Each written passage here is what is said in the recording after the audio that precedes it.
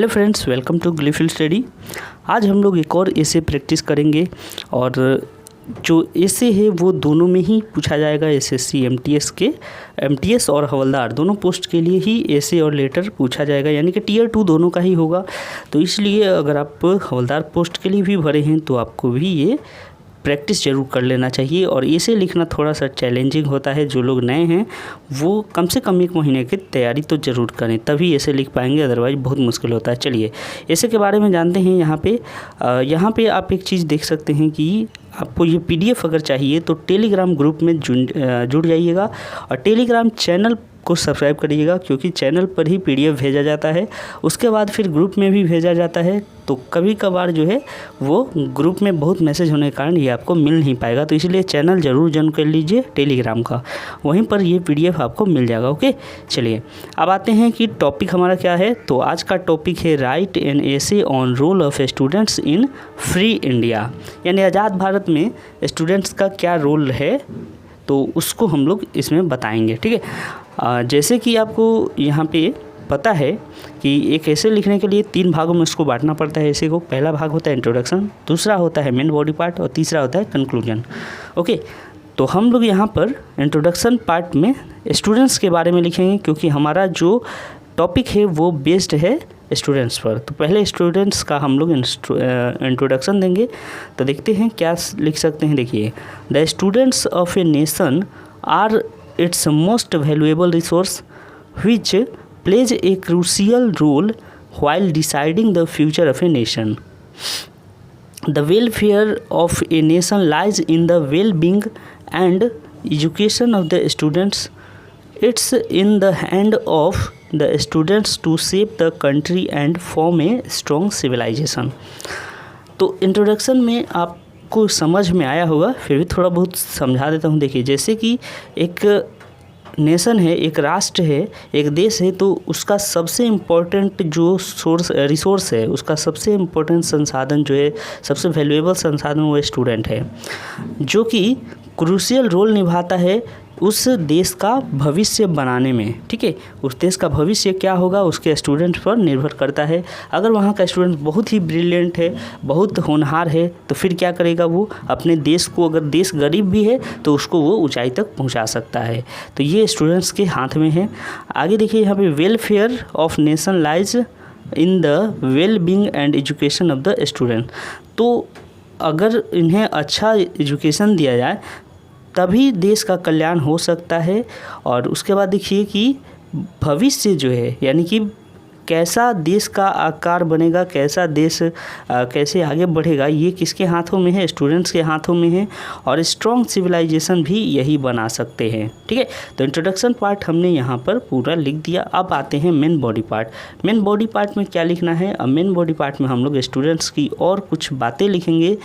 Free India में students को अगर क्या क्या सुविधा दी जाए, क्या क्या उन्हें अगर दे दिया जाए, प्रोवाइड कराया जाए, तो वो लोग क्या कर सकते हैं और क्या अब तक हुआ है, ठीक है, आज़ाद भारत में, वो सारी चीज़ें हम लोग को यहाँ पर लिखनी होगी। चलिए देखते हैं क्या लिख सकते हैं। देखिए, if the students of present day are given proper education, nutritious food and taught good moral values, they will grow up to be responsible citizens and take the nation to great heights in every field. तो देखिए यहाँ पे हम लोग क्या लिखे हैं कि एक स्टूडेंट, आज का जो स्टूडेंट्स है उसको अगर प्रॉपर एजुकेशन दिया जाए। प्रॉपर एजुकेशन का मतलब ये हुआ कि आजकल आपको भी पता है टेक्नोलॉजी का ज़माना है, लेकिन हम लोग आज भी अगर पुरानी चीज़ें उन स्टूडेंट्स को पढ़ाएं, मॉडर्न जो भी मॉडर्न चीज़ें हैं उनसे अगर उनको अवगत ना कराएं, तो फिर क्या होगा? वो तो बैक ही रह जाएंगे, पिछड़े ही रह जाएंगे। इसीलिए जैसा आज का मॉडर्न है सिचुएशन, वैसा उनको प्रॉपर एजुकेशन देने की ज़रूरत है, न्यूट्रिशियस फूड देने की ज़रूरत है। अगर कई स्टूडेंट ऐसे होते हैं जो बहुत ही ब्रिलियंट है, लेकिन उनके पास 2 समय का खाने का व्यवस्था नहीं होता है, उनके पास ना पढ़ने का किताब होता है, ना कुछ सुविधाएं होती हैं, तो जिसके कारण जो है वो पिछड़ जाते हैं और फिर उनका टैलेंट दब जाता है। उसके बाद हम लोग को उनको मोरल वैल्यूज़ भी बतानी पड़ेगी। मोरल वैल्यूज़ का मतलब होता है कि अच्छे विचार, नेक विचार, ठीक है, कि किसी के संग कैसे बात करें, कैसे रहें, कैसे एक बढ़िया गुण जो होते हैं वो सारी चीज़ें मोरल वैल्यूज़ कहलाती हैं। तो उनको वो भी बताना ज़रूरी है, ठीक है। ये नहीं कि कोई आदमी विद्वान है लेकिन उसको किसी से बात करने का तमीज़ नहीं है, उसके मन में केवल गंदे विचार हैं, तो वो इंसान जो है वो इंसान देश को आगे नहीं बढ़ा सकता। इसीलिए उसको मोरल वैल्यूज भी देना ज़रूरी है, ठीक है। आगे देखिए, they will grow up to the responsible citizens and take the nation to great heights. अगर तो ये सब अगर उन्हें देते हैं हम लोग, तो वे लोग जब बड़े होंगे तो क्या बनेंगे, एक अच्छा सिटीजन बनेंगे, रिस्पॉन्सिबल यानी जिम्मेदार नागरिक बनेंगे और अपने देश को ऊंचाइयों तक पहुंचाएंगे हर क्षेत्र में, ठीक है। तो यहाँ तक ये मतलब था। चलिए आगे बढ़ते हैं। The students must be properly informed about the problems faced by India like poverty, population rise, pollution, corruption, gender discrimination and social taboos. तो कहने का यहाँ पे देखिए मतलब है कि लड़कों, जितने भी स्टूडेंट्स हैं, ठीक है, जितने भी स्टूडेंट्स हैं उनको भारत के बारे में बताने की ज़रूरत है कि भारत किन किन समस्याओं से अभी जूझ रहा है, तब जाके वो उसका कुछ ना कुछ समाधान खोजेंगे, कुछ उसका सॉल्यूशन पाएंगे, ठीक है। तो पहले कौन कौन सी हम लोग के देश में समस्याएं हैं वो बताना ज़रूरी है। जैसे कि गरीबी, ये तो एक बहुत बड़ा ही चैलेंज है हमारे भारत के लिए। आज भी लोग कितने भी बोल दें, नेता कितने भी बोल दें कि भारत आज बहुत तरक्की पर है, लेकिन ये रियलिटी नहीं है। आज भी आपको गरीबी मिलेगी। कई लोग ऐसे हैं जिनको कि ढंग का भोजन नहीं मिलता है। दूसरा देखिए, पॉपुलेशन राइज। तो ये तो सब जानते हैं कि पॉपुलेशन राइज अब कुछ ही सालों में हम लोग चाइना को भी पीछे करके फर्स्ट पोजीशन पे आ सकते हैं। तो ये भी एक बहुत बड़ी समस्या है। उसके बाद पोल्यूशन में भी हम लोग का बहुत बड़ा योगदान है। फिर उसके बाद देखिए करप्शन, पता ही है सरकारी नौकरी के लिए जिस तरीके से घूस का चलन रहता है, या कोई भी काम करवाने के लिए घूस जिस तरह से दिया जाता है, तो ये बहुत बड़ा, ये भी एक फैक्टर है जो कि हम लोग को डिस्टर्ब करता है।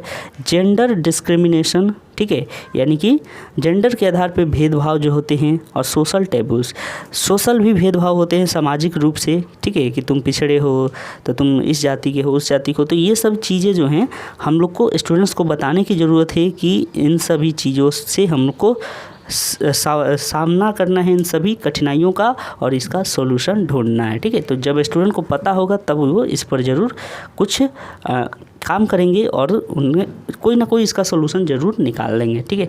आगे देखिए, they should also understand the values of peace, integrity, development, non violence and truth.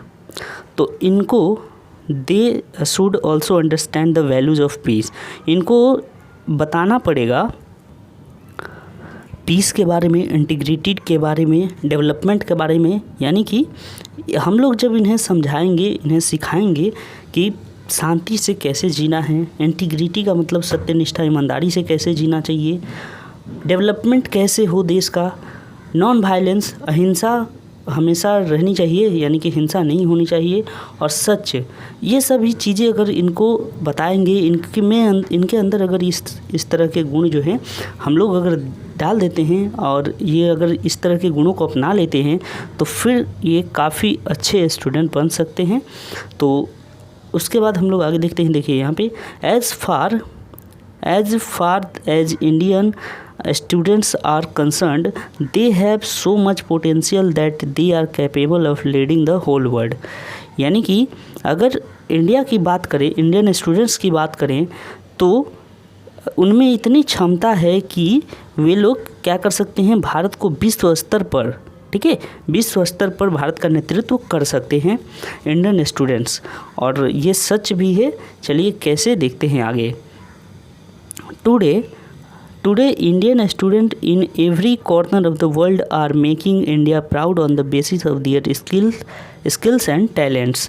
तो इंडियन स्टूडेंट्स जो हैं वो दुनिया के हर कोने में क्या कर रहे हैं, भारत को गौरवान्वित कर रहे हैं, भारत को गर्व महसूस करा रहे हैं। किस बेसिस पर? तो उनके स्किल और टैलेंट के बेस पर। इसका एग्जाम्पल देख लेते हैं, क्लियर हो जाएगा बात। The best example of this is Sundar Pichai and Satya Nadella who are the heads of multinational companies.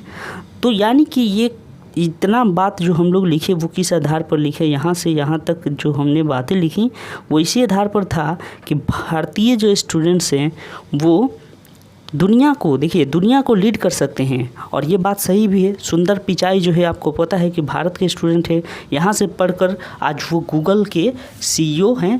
तो इसका क्या मतलब निकल रहा है कि वो दुनिया का एक बहुत बड़ा ब्रांड को चला रहे हैं, यानी कि दुनिया का नेतृत्व करने की क्षमता उनमें है। उसी तरह सत्या नडेला जो है ये किसके हैं? माइक्रोसॉफ्ट, ठीक है, माइक्रोसॉफ्ट के ये भी CEO हैं।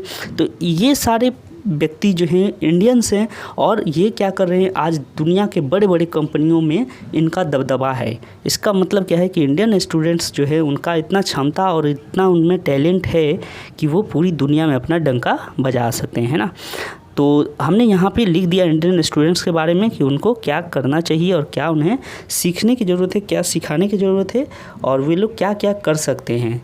उसके बाद फिर आगे देखिए, अब कंक्लूजन पार्ट में आते हैं कि उन्हें कौन कौन सी चीज़ें और करनी चाहिए और क्या नहीं करनी चाहिए। ठीक है, देखिए, students can bring great changes in the society and strive for the development and betterment of nation.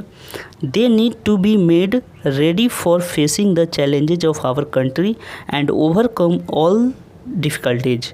If students of nation are neglected, the future of the whole country remains in danger. Therefore, the role of student is very important in our free India. तो आज़ाद भारत में students का महत्व काफ़ी ज़्यादा है। क्यों? कारण है कि अगर स्टूडेंट्स जो है वो चाहे तो सोसाइटी में बहुत बड़े बदलाव ला सकते हैं, डेवलपमेंट बहुत बड़ा कर सकते हैं और देश की जो तरक्की है उसको वो लोग बढ़ा सकते हैं। They need to be made ready for facing the challenges, और उनको क्या करना होगा, बहुत सारी मुश्किलों का सामना करने के लिए हमेशा तैयार रहना होगा। ठीक है, और उस मुश्किलों को, ठीक है, जितनी भी मुश्किलें आएंगी उनको पार पाना, उसके लिए उनको हमेशा रेडी रहना पड़ेगा और उसको पार पाना पड़ेगा। कोई भी मुसीबत आ रहा है तो ऐसा ना हो कि वो लोग छोड़ के भाग जाएं, उससे लड़ें और उस पर विजय पाएँ। ठीक है, उसके बाद अगर स्टूडेंट को नेगलेक्ट किया जाता है, यानी कि उनको अनदेखा किया जाता है, स्टूडेंट्स को उन पर ध्यान नहीं दिया जाता है, तो उस देश का फ्यूचर जो है वो खतरे में पड़ जाता है। तो ये सारे थे दोस्तों स्टूडेंट्स से रिलेटेड बातें जो कि आपको कंक्लूजन पार्ट में लिखनी होती है। तो आज का यहीं पर ख़त्म होता है ये लेसन। और जैसा ही अगर कुछ और टॉपिक आपको जानना है तो आप एक बार टेलीग्राम चैनल में ज़रूर जुड़ जाइएगा, क्योंकि यहीं पर सारे टॉपिक अब भेजे जाते हैं। तो आप यहां से इसका PDF पा सकते हैं। और कैसा लगा आपका आज का क्लास आप ज़रूर कमेंट करके बताइएगा। वीडियो को लाइक शेयर ज़रूर करिएगा और चैनल को सब्सक्राइब कर लीजिएगा अगर सब्सक्राइब नहीं किए हैं तो चलिए मिलेंगे अगले वीडियो में। तब तक के लिए अपना ख्याल रखें। Thank you.